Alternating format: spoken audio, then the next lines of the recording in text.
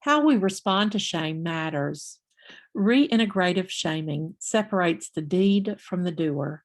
It communicates disapproval within a continuum of respect for the person who committed an offense. That person is treated as a good person who has done a bad deed. It expresses disapproval but does not punish or push the offender out of the community. This type of shame rejects the act but not the person and allows for the person to be reintegrated back into the community. Stigmatization is disrespectful shaming. The offender is treated as a bad person. It pushes the offender out of the community and labels them. The offender is now a bad person who committed a crime or harm. This label may follow them their whole lives. Since the offender is pushed out of the community, it encourages their participation in criminal subculture.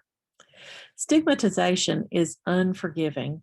The person is left with a stigma permanently, whereas reintegrative shaming is forgiving. Classrooms and schools that are forgiving and respectful while taking misbehavior seriously have low offender rates. Classrooms and schools that degrade and humiliate students who misbehave have higher offender rates. Shame is a critical regulator of human social behavior. Tompkins defines shame as occurring anytime our experience of the positive affects is interrupted. An individual does not have to do something wrong to feel shame. The individual just has to experience something that interrupts interest, excitement, or enjoyment, joy. The compass of shame illustrates the various ways that human beings react when they feel shame.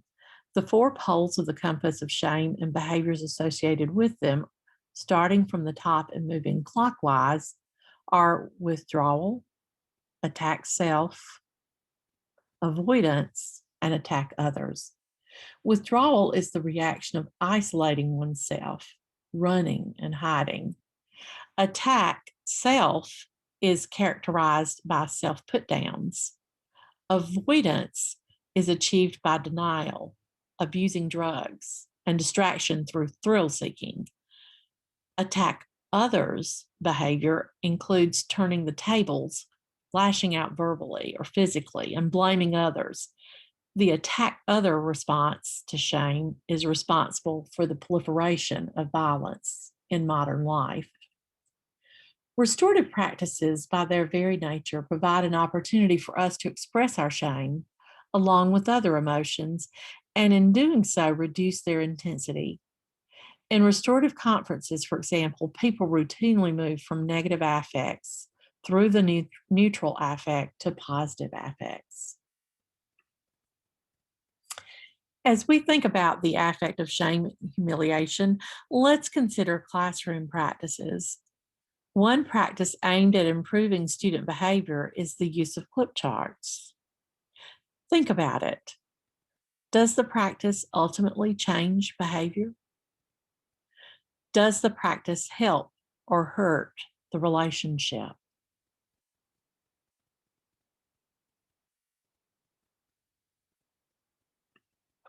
Practices of this nature are typically effective for the 80% of students who don't need it anyway, and ineffective for the 20% who need something more.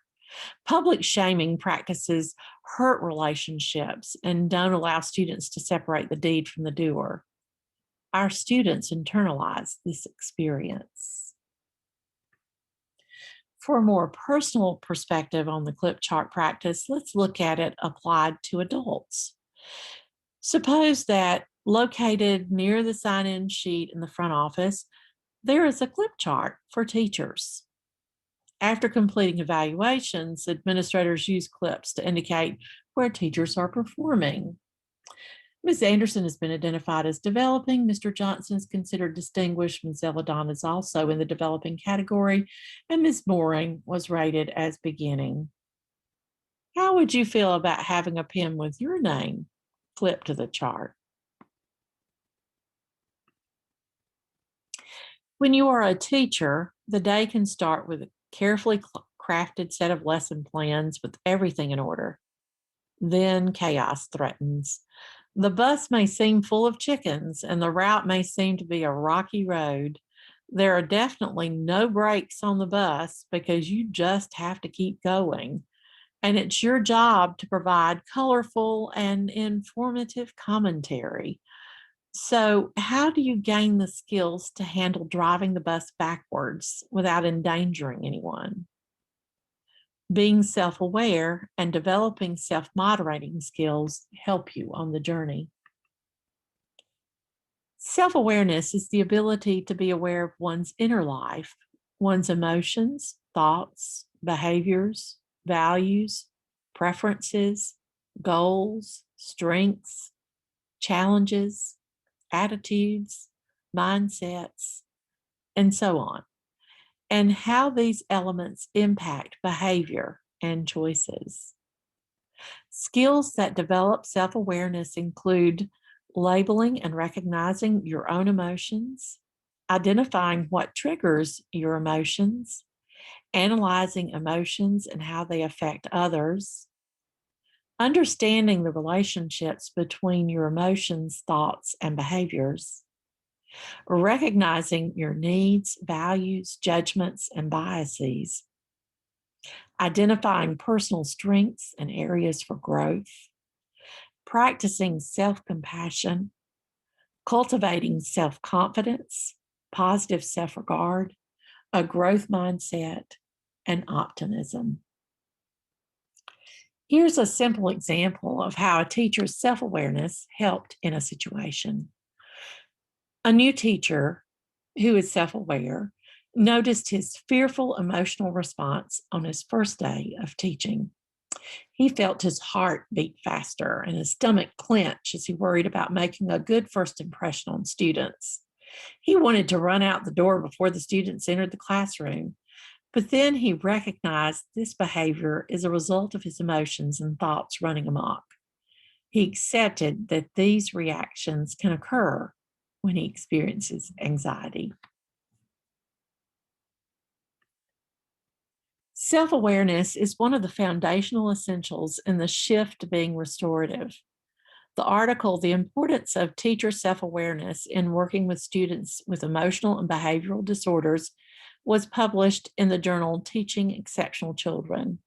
It is applicable to all teachers, however, not just those in special education. You can download the article at the bit.ly link on your screen. After reading the article and reflecting on its contents, you will have completed this module and you're ready for Module 2.